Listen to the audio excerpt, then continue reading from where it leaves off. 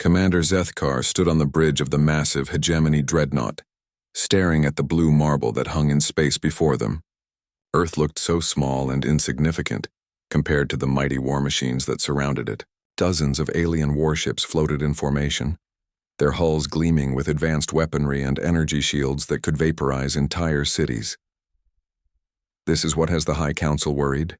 Zethkar's voice carried the typical arrogance of a Vorthak military commander. His forearms gestured dismissively at the view screen showing Earth's surface.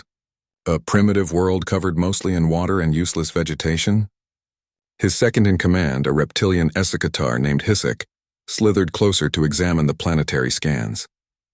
The intelligence reports suggest these humans have some military capability, Commander. They have nuclear weapons and basic spaceflight. Zethkar's mandibles clicked in what passed for laughter among his species. Nuclear weapons? How charmingly primitive. Our personal energy shields can deflect their most powerful explosions, and their spaceflight barely extends beyond their own moon. He turned to address the bridge crew.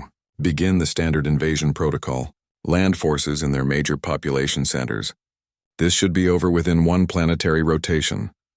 The tactical officer, a crystalline being whose thoughts moved through light patterns across her translucent body, hesitated before speaking.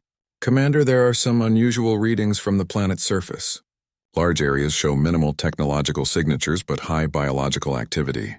Our scouts cannot penetrate these regions with standard sensors. Forests and jungles, Zethkar dismissed with a wave. Useless wilderness. No civilized species would waste time in such places. Focus our attacks on their cities where their real military forces are concentrated. The first wave of hegemony forces descended toward Earth like a metallic storm. Massive troop transports and attack craft filled the skies above major cities. In New York, London, Tokyo, and a dozen other metropolitan areas, the invasion began exactly as planned.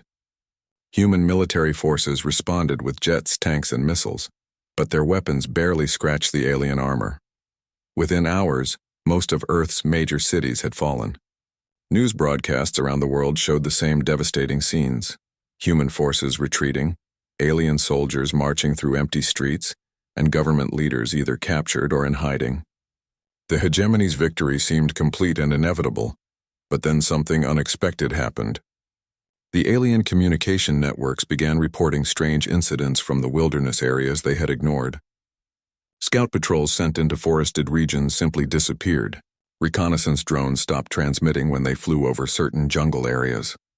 Supply convoys traveling along routes that passed through thick forests arrived at their destinations, missing vehicles and crew members. These losses are insignificant, Zethkar told his staff during a briefing. Probably equipment malfunctions or accidents. Primitive worlds often have dangerous wildlife. Our forces will adapt quickly. However, the reports kept coming. A hegemony outpost near the Amazon rainforest went silent overnight. Security footage from the last transmission showed soldiers at their posts one moment, then darkness. When a recovery team arrived, they found empty buildings with no signs of struggle. The soldiers had simply vanished. Similar incidents occurred near forests in Canada, Russia, and Southeast Asia. Alien commanders began requesting permission to avoid wilderness areas entirely, but Zethkar refused. "We are the hegemony," he declared. "We do not change our tactics because of mysterious disappearances. These humans are probably using some kind of stealth technology. We will adapt and overcome." The truth was far different from what the aliens imagined. Deep in the Amazon, a small group of Brazilian Special Forces soldiers watched alien patrols through sophisticated camouflage. Captain Maria Santos had been leading jungle warfare training when the invasion began. Cut off from command and unable to reach the cities, her team had done what they did best, adapted to the environment and began hunting. "These aliens think they understand warfare," Maria whispered to her sergeant as they observed a squad of Vorthak soldiers stumbling through the undergrowth below. "They bring their heavy armor and energy weapons into the jungle like tourists. They do not understand that here, the forest itself is our ally." Her team had spent decades learning to move through dense vegetation without making a sound. They knew how to use the natural cover of leaves and shadows to become invisible. Most importantly, they understood that in the jungle, patience and knowledge of the terrain mattered more than superior firepower. The aliens below them were making every mistake possible. They moved in straight lines instead of following game trails. Their energy weapons gave off bright flashes that destroyed their night vision. Their heavy footsteps and loud voices announced their presence to everything within kilometers. Worst of all, they assumed that their advanced technology would protect them from anything a primitive world could throw at them. Maria signaled to her team using hand gestures learned from indigenous tribes. Her soldiers began moving through the canopy above the aliens, using vines and branches to travel without touching the ground. They had modified their weapons with silencers and coated their gear with natural materials that made them blend perfectly with their surroundings. The ambush was swift and silent. One moment the alien patrol was discussing their assignment in their harsh, clicking language. The next moment, tranquilizer darts struck each soldier with surgical precision. The aliens collapsed before they could raise an alarm or fire their weapons. Working quickly, Maria's team stripped the unconscious aliens of their equipment and communication devices. They left the soldiers alive but helpless, bound with jungle vines in a clearing, where they would eventually be found by search parties. The humans melted back into the forest, carrying valuable intelligence about alien technology and tactics. This scene was repeating itself across Earth's wilderness areas. In the mountains of Afghanistan, former soldiers used cave systems and rocky terrain to launch hit-and-run attacks. In the forests of Finland, snipers picked off alien scouts from impossible distances before vanishing into the pine trees. In the swamps of Louisiana, teams trained in underwater warfare struck from beneath the murky water. The hegemony had conquered Earth's cities with ease, but they were about to learn that humans had another kind of army, an army that did not march in formation or wear bright uniforms, an army that knew every tree, every stream, and every hiding place in the wilderness they called home. The aliens had mocked Earth's wild places as useless, but they were about to discover that in those green depths lived the most dangerous predators the galaxy had ever seen. 3 weeks after the initial invasion, Commander Zethkar stared at casualty reports that made no sense. His forces controlled every major city on Earth, yet somehow they were losing soldiers at an alarming rate. The numbers showed a disturbing pattern. Units operating near wilderness areas suffered the highest losses, while those stationed in urban centers remained largely intact. "Explain to me how we can lose an entire reconnaissance company without a single distress signal," Zethkar demanded during the morning briefing. His voice carried the edge of frustration that his subordinates had learned to fear. Colonel Vexmore, a heavily armored Krillian officer, stepped forward with visible reluctance. "Commander, the 7th Reconnaissance Company was investigating reported human activity near what the locals call the Congo Basin. Their last transmission indicated they were entering a dense forest area. After that, complete silence. Equipment failure?" Zethkar suggested, though even he was beginning to doubt such explanations. "Negative, sir. The recovery team found their vehicles abandoned at the forest edge, fully functional but empty. No bodies, no signs of combat, no evidence of what happened to 73 trained soldiers." The tactical officer's light patterns flickered with anxiety as she added her report. "Similar incidents have occurred on every continent, Commander. We have lost over 2,000 personnel in 3 weeks, almost exclusively in wilderness areas. Our satellites detect no large human military formations in these regions, yet our losses continue." Zethkar's forearms clenched in anger. The hegemony had conquered 17 worlds using conventional tactics: drop overwhelming force on population centers, destroy organized resistance, then expand control outward. It had never failed before. These humans must be using some kind of advanced stealth technology. Increase sensor sweeps of all forest and jungle areas. But the sensors found nothing except trees, animals, and scattered life signs that could be anything from large mammals to small human settlements. The hegemony's most advanced detection equipment, designed to locate hidden bunkers and camouflaged military installations, seemed useless against whatever was happening in Earth's wilderness. Meanwhile, deep in the Amazon rainforest, Captain Maria Santos studied alien equipment that her team had captured during their latest raid. The hegemony soldiers carried energy weapons that could punch through tank armor, personal shields that deflected most projectiles, and communication devices that could reach their ships in orbit. Yet none of these advantages had helped them when faced with humans who fought like the jungle itself. "Their armor is impressive," said Sergeant Rodriguez, examining a Vorthak combat suit. "But look at this design. It is built for fighting in open terrain or inside buildings. All these joints and power connections become weaknesses when you are crawling through thick vegetation. Maria nodded as she tested the weight of an alien energy rifle. They fight like machines following standard procedures. But the jungle does not care about procedures. Here you must think like a predator, not a soldier. Her team had grown since the invasion began. Other Brazilian military units, cut off from command, had found their way to her position. Indigenous tribal leaders had offered their support, bringing knowledge of the forest that went back generations. Even civilian hunters and eco-tourists had joined the group, providing valuable skills in wilderness survival and animal behavior. Together, they had developed tactics that seemed to defy every rule of modern warfare. They used bird calls to communicate across kilometers of dense forest. They created false trails that led alien patrols into carefully prepared ambush sites. They even trained local wildlife to become part of their intelligence network, teaching monkeys to recognize the sounds of approaching alien aircraft. The aliens' greatest weakness was their inability to understand that humans could become part of the environment they fought in. When hegemony soldiers entered the jungle, they saw obstacles to overcome, thick vegetation to cut through, muddy ground that slowed their advance, and countless hiding places for potential enemies. They approached the wilderness like an engineering problem to be solved with superior technology. But Maria's team saw the jungle as an ally. Every vine could become a rope or a snare. Every tree could provide concealment or an elevated firing position. Every stream offered a route for silent movement or a place to hide from thermal sensors. The humans did not fight against the environment. They fought with it. Their latest operation demonstrated this philosophy perfectly. Intelligence gathered from captured alien communications had revealed a supply convoy scheduled to pass through a narrow valley surrounded by dense forest. The convoy consisted of 12 heavily armored vehicles carrying ammunition and equipment to a forward base.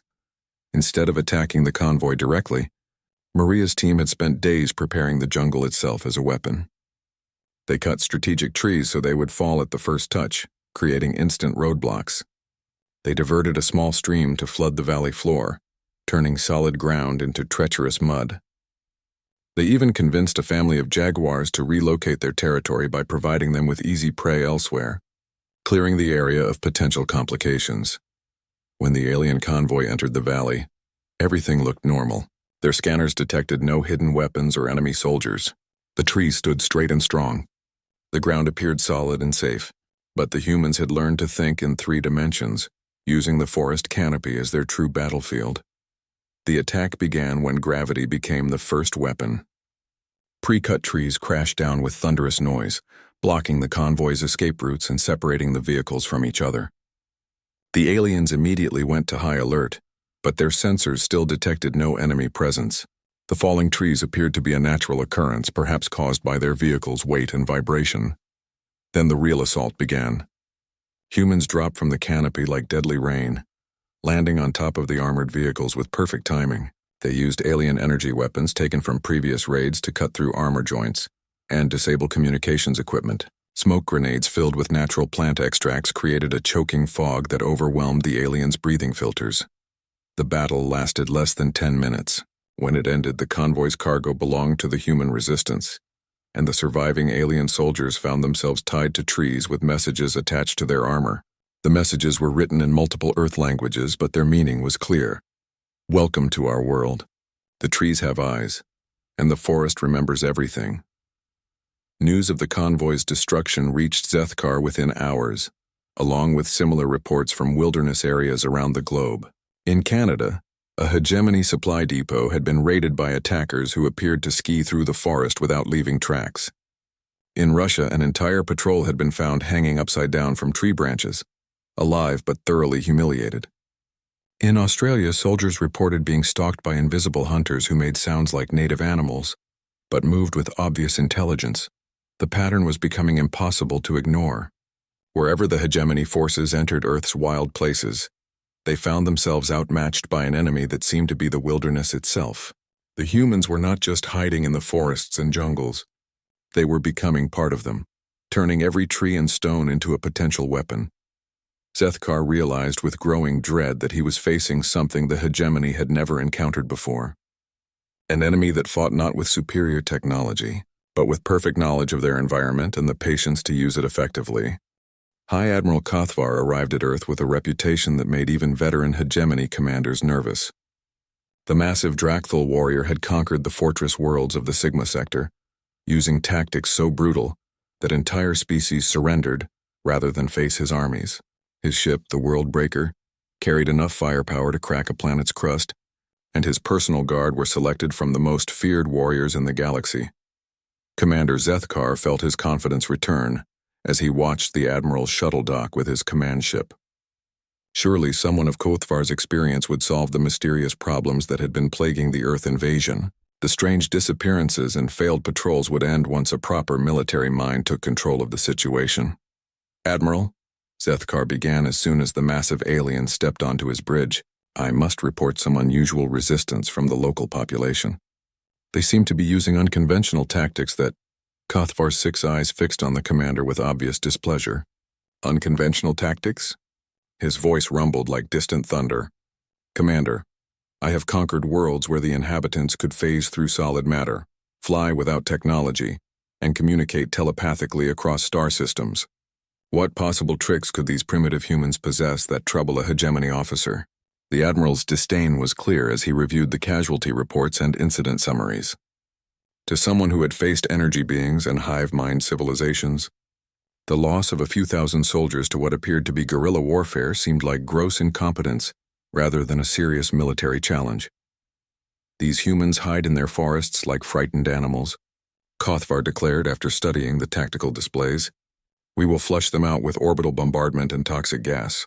Once their wilderness refuges are destroyed, they will have nowhere to run." Zethkar felt obligated to mention the concerns raised by his officers. "Admiral, some of my staff believe these forests may be more strategically important than they appear. The humans seem to have capabilities we do not fully understand." "Capabilities?" Kothvar's laugh was like grinding stone. "Commander, I have personally led assaults against species that could manipulate gravity, control time flow, and reshape matter with thought alone. These humans possess none of those abilities. They are simply making effective use of difficult terrain. Watch and learn how such problems are properly solved." The Admiral immediately ordered a massive assault on the world's largest wilderness areas. Rather than sending small patrols that could be picked off by hidden enemies, he deployed entire divisions supported by aerial bombardment and chemical weapons. If the humans wanted to hide in their precious forests, he would turn those forests into burning wastelands. The first target was the Amazon basin, where intelligence suggested the largest concentration of human resistance fighters had gathered. Kothvar personally led a force of 50,000 soldiers, supported by atmospheric fighters and orbital weapons platforms. Surely no primitive guerrilla force could stand against such overwhelming power. But the humans had been preparing for exactly this kind of assault. Captain Maria Santos and her expanded network of resistance fighters had spent weeks studying hegemony tactics and equipment. They understood that their hit-and-run approach would not work against a full-scale invasion force. Instead, they needed to think bigger and use the jungle's greatest advantage: its sheer complexity. The Amazon rainforest covered over 5 million square kilometers and contained more species of plants and animals than any other ecosystem on Earth. To the aliens, this biodiversity was simply background noise that interfered with their sensors. But to humans who had learned to work with the environment, every creature became a potential ally. Maria's team had been working with indigenous communities who possessed knowledge passed down through countless generations. These people understood relationships between different species that modern science was only beginning to discover. They knew which insects could be trained to swarm in specific patterns, which birds could be taught to carry messages, and which plants produced toxins that affected alien biology in unexpected ways. When Kothvar's invasion force entered the Amazon, they found themselves facing not just human soldiers, but the entire ecosystem turned against them. Clouds of specially bred insects overwhelmed their air filtration systems. Vines had been genetically modified by human scientists to grow at incredible speeds, wrapping around alien equipment and jamming mechanical systems. Even the ground itself had been altered, with bacteria that could dissolve certain metals and fungi that interfered with electronic signals. The aliens' advanced weapons proved useless against enemies they could not see or target.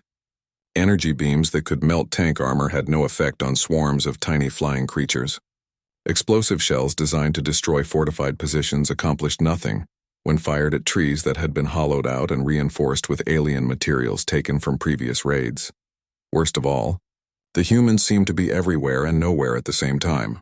Alien soldiers reported being watched by invisible enemies who could predict their movements with impossible accuracy. Radio communications were jammed by sounds that seemed natural but carried hidden patterns.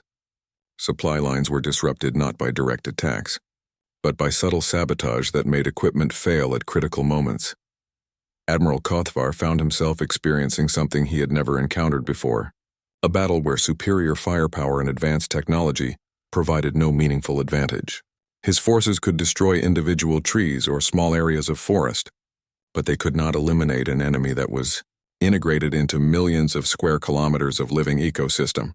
The situation became even more frustrating when his soldiers began reporting psychological effects that defied explanation. Veteran warriors who had faced the galaxy's most terrifying creatures found themselves paralyzed by fear when surrounded by Earth's seemingly innocent wildlife. The constant sounds of the jungle, bird calls, insect buzzing, rustling leaves, began to seem like coded messages from an enemy intelligence that was always watching. "This is impossible," Kothvar growled as he reviewed yet another report of missing patrols and failed objectives. "These humans are using no advanced technology. They have no energy weapons capable of matching ours. They possess no psychic abilities or exotic physics. How are they achieving these results?" His staff officers, all veterans of multiple galactic campaigns, had no answers that satisfied their commander. The humans were fighting with techniques that seemed primitive by galactic standards, yet proving devastatingly effective against forces equipped with the most advanced military technology in known space. The truth was that the humans had discovered something that the galaxy's great military minds had forgotten. Sometimes the simplest solutions were the most powerful. Instead of trying to match alien technology with superior technology, they had chosen to fight in an environment where technology became a handicap rather than an advantage. In the Amazon's dense undergrowth, a soldier's advanced armor became a liability that caught on every branch and vine. Sophisticated sensors were overwhelmed by the sheer variety of life forms they detected. Communication systems designed for battlefield coordination became useless when jammed by sounds that seemed natural but carried hidden interference patterns. Meanwhile, humans who had trained to move through thick vegetation could slip past alien perimeters like ghosts. Warriors who had learned to read animal behavior could predict enemy movements by watching how local wildlife reacted to alien presence. Soldiers who understood the forest's natural rhythms could remain hidden in plain sight while their enemies stumbled through the undergrowth like blind giants. The aliens had conquered 17 worlds by imposing their will through superior force.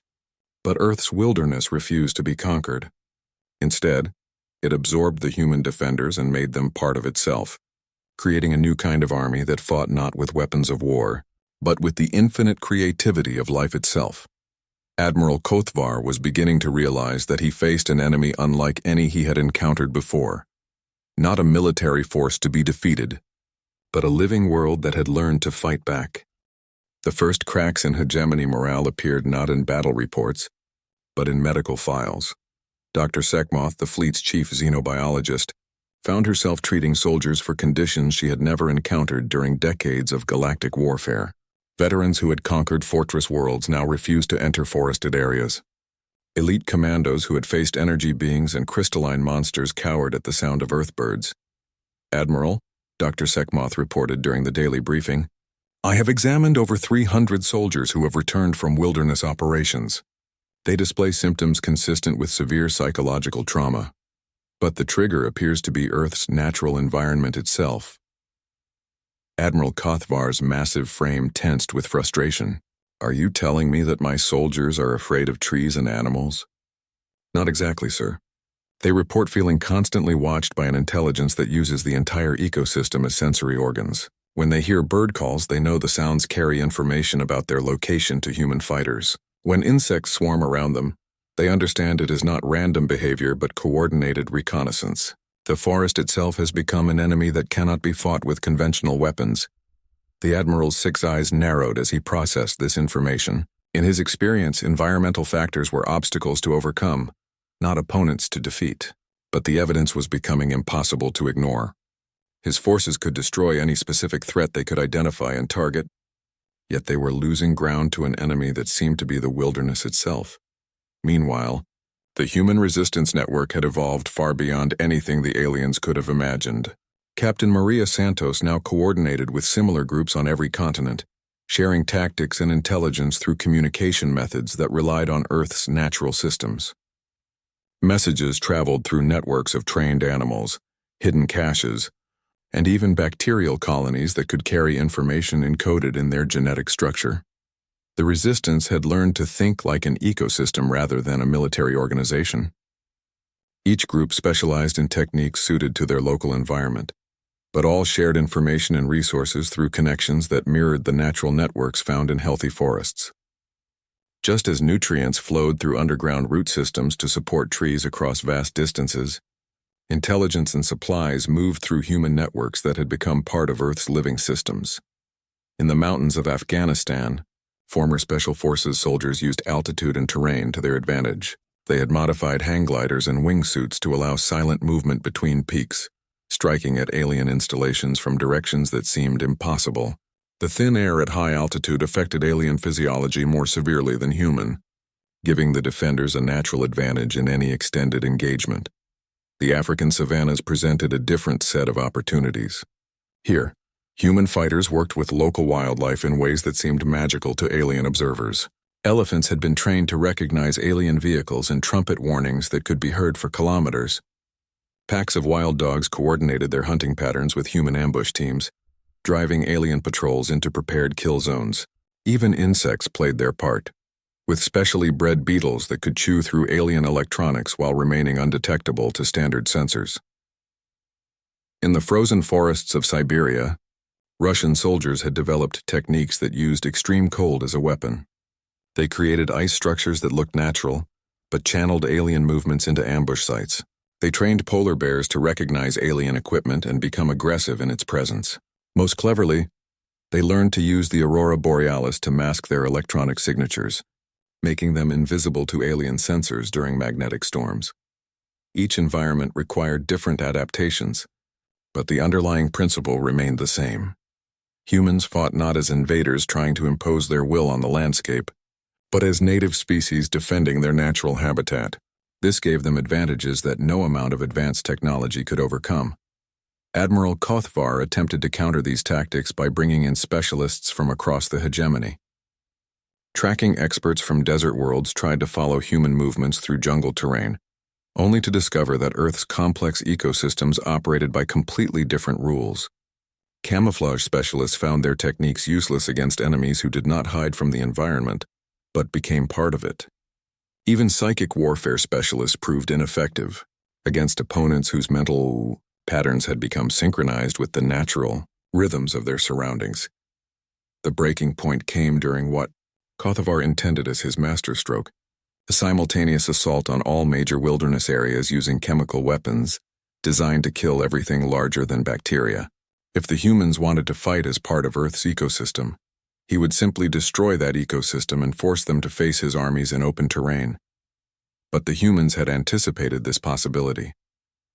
Working with Earth's scientific community, they had spent months developing countermeasures that turned the hegemony's own weapons against them. Genetically modified bacteria consumed the alien chemicals and converted them into compounds that enhanced plant growth. Specially bred fungi released spores that interfered with alien equipment, while remaining harmless to Earth life.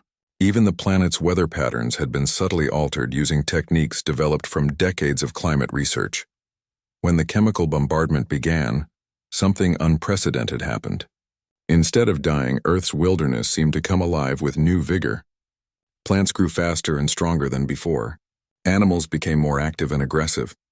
The boundary between civilization and wild places began to blur as forests expanded outward, and wildlife moved into areas that had been barren for generations.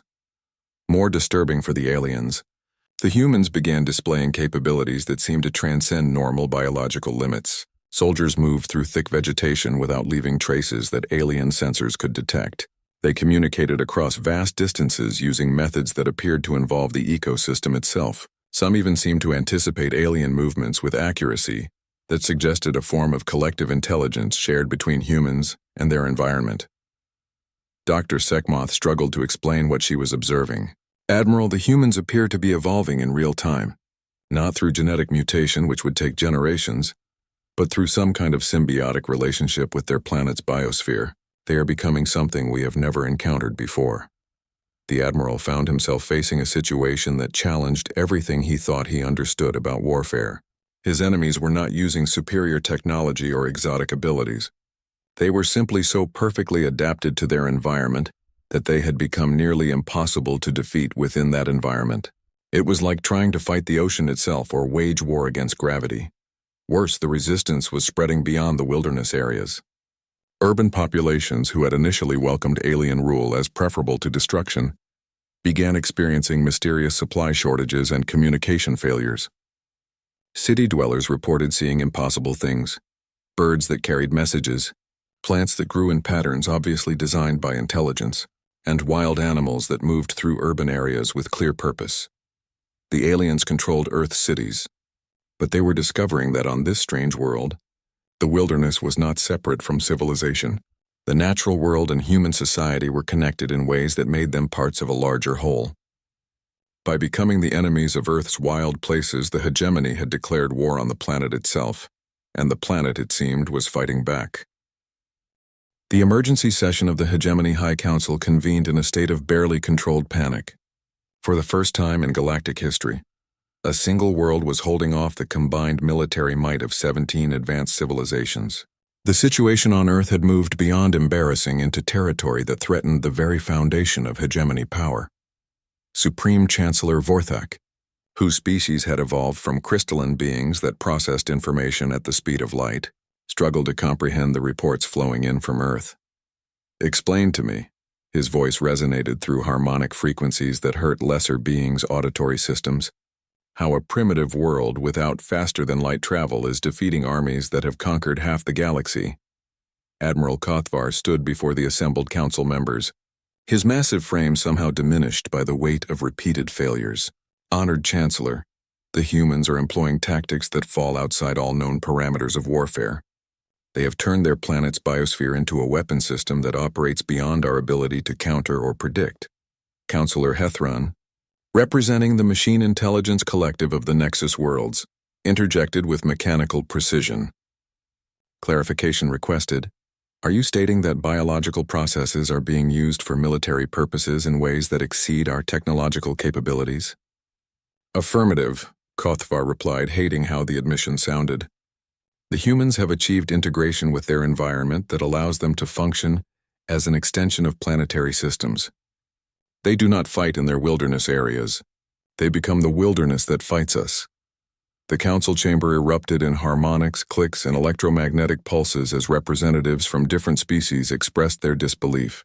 The idea that any biological system could outmatch hegemony technology violated fundamental assumptions about the galaxy's power structure. Chancellor Vorthak's crystalline form pulsed with angry light. "Recommendation: deploy stellar-class weapons. If conventional forces cannot pacify this world, we will implement planetary sterilization protocols." But even this extreme option faced obstacles that had never existed before. Earth's human resistance had spent months preparing for exactly this possibility, working with scientists and engineers who understood both alien technology and Earth's natural systems better than anyone had thought possible. Dr. Elena Vasquez, formerly a professor of biomimetics at Stanford University, now coordinated research efforts from a hidden laboratory deep in the Amazon. Her team had made breakthrough discoveries about the integration of biological and technological systems, using captured alien equipment to enhance Earth's natural defensive capabilities.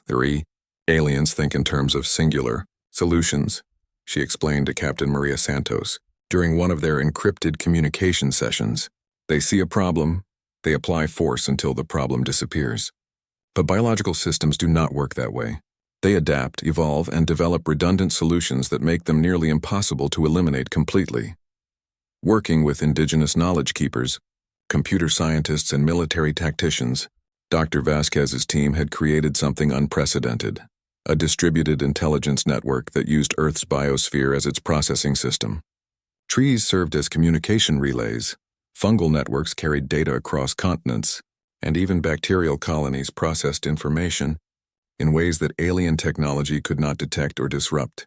This biological internet allowed human resistance groups to coordinate activities across the entire planet with speed and precision that surpassed anything the hegemony had encountered. When alien forces moved toward one location, defenders thousands of kilometers away knew about it within minutes and could adjust their plans accordingly. More importantly, the network was learning. Each engagement provided data that improved the system's ability to predict and counter alien tactics. The resistance was not just fighting more effectively, it was evolving into something that could anticipate enemy moves with almost supernatural accuracy. The aliens discovered this evolution during their attempt to implement orbital bombardment of major forest areas. As hegemony ships positioned themselves to begin the bombardment, something impossible happened. Earth's wildlife began evacuating the target zones with obvious coordination and purpose.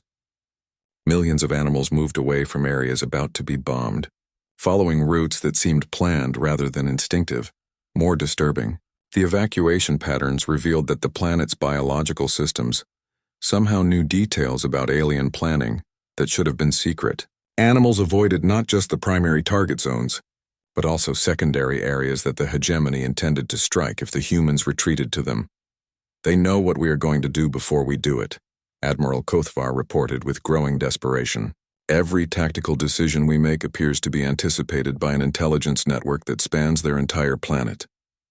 The orbital bombardment proceeded as planned, turning vast areas of forest into smoking wasteland. For a brief moment, hegemony commanders felt hope that they had finally broken human resistance. But their satisfaction lasted only until reconnaissance drones revealed what had happened to the evacuated areas. The forests had not simply been abandoned. They had been prepared for destruction and rapid regeneration. Hidden beneath the surface were networks of roots, seeds, and dormant organisms that began regrowing the destroyed areas within hours of the bombardment. More incredibly, the new growth showed signs of deliberate design, with plant species arranged in patterns that would provide better defensive positions and more effective camouflage for human fighters. Dr. Vasquez watched the regeneration through satellite feeds with satisfaction that bordered on awe. "They burned our forests," she told her team, "but they do not understand that forests are not just collections of trees. They are living systems that can heal, adapt, and grow stronger after damage. We have simply taught these systems to heal more intelligently." The new forests that emerged from the bombardment zones were unlike anything that had existed on Earth before. They combined the rapid growth of pioneer species with the stability of old-growth ecosystems, creating environments perfectly suited for human guerrilla warfare. Trees grew in formations that provided natural sniper positions and communication relay points. Undergrowth developed in patterns that channeled alien movement into predetermined ambush zones. Most remarkably, the regenerated areas seemed to actively resist alien presence. Plants released chemicals that interfered with alien equipment while remaining harmless to humans. Root systems grew in ways that destabilized alien structures while providing support for human installations. Even the soil itself developed properties that made it difficult for alien vehicles to maintain traction while providing perfect footing for human soldiers. The psychological impact on hegemony forces was devastating. Soldiers who had witnessed the orbital bombardment expected to find dead zones that would be easy to patrol and control. Instead, they discovered that the humans had somehow made their planet regenerate stronger and more hostile than before. It was as if Earth itself had learned from the attack and adapted to become a more effective opponent. Reports from the front lines began describing phenomena that challenged rational explanation. Alien patrols found themselves lost in forests that seemed to shift and change when they were not looking directly at them. Equipment malfunctioned in ways that appeared random, but always favored human tactical advantages. Even the weather seemed to turn against the invaders, with fog appearing to conceal human movements and wind patterns that carried sounds in directions that confused alien tracking systems. Admiral Kothvar found himself facing something that his military training had never prepared him for, an enemy that became stronger when attacked, more coordinated when pressured, and more dangerous when threatened with extinction. Every conventional response he tried seemed to provide the humans with new opportunities to demonstrate their impossible mastery of biological warfare. The final blow to hegemony confidence came when human resistance fighters began appearing in areas that had supposedly been sterilized by nuclear bombardment. These zones should have been lifeless wastelands for decades. Yet somehow humans emerged from them carrying new weapons that combined alien technology with biological components in ways that defied understanding. Captain Maria Santos led one such group, emerging from what had been the heavily bombed remains of the Atlantic forest. Her soldiers carried weapons that seemed to be grown rather than manufactured, with organic components that adapted their function based on environmental conditions. Their armor appeared to be made from plant fibers, yet proved more effective against alien energy weapons than the hegemony's own protective gear. "We cannot destroy them," Admiral Kothvar admitted to the High Council during his final report. "Every action we take against them makes them stronger. Every weapon we use teaches them new ways to fight us. They have turned their entire planet into a military academy where defeat becomes education and destruction becomes opportunity for improvement." The truth was even more extraordinary than the Admiral realized. Humanity had not simply learned to fight alongside Earth's ecosystems. They had become part of an emerging form of planetary intelligence that used biological processes to think, plan, and act on a global scale. The distinction between human resistance and natural selection had disappeared, creating something entirely new in galactic history. Dr. Vasquez had documented this transformation in research notes that would have been called science fiction just months earlier. "We are witnessing the birth of a new form of life," she wrote. "Not individual organisms competing for survival, but an entire biosphere learning to defend itself through conscious cooperation between all its components. Humanity has become the nervous system of a living world." The implications terrified the hegemony leadership. If Earth's transformation spread to other worlds, it could fundamentally alter the balance of power throughout the galaxy. Planets that had been conquered and controlled for centuries might suddenly develop the ability to resist occupation using methods that made conventional military force obsolete. Chancellor Vorthak faced a decision that would determine the future of hegemony civilization. They could continue their assault on Earth, risking the possibility that humanity's biological warfare techniques might somehow spread to other worlds, or they could attempt negotiation with an enemy that had proven capable of turning defeat into victory and weakness into strength. The choice would determine not just the fate of Earth, but the future of warfare itself throughout the known galaxy.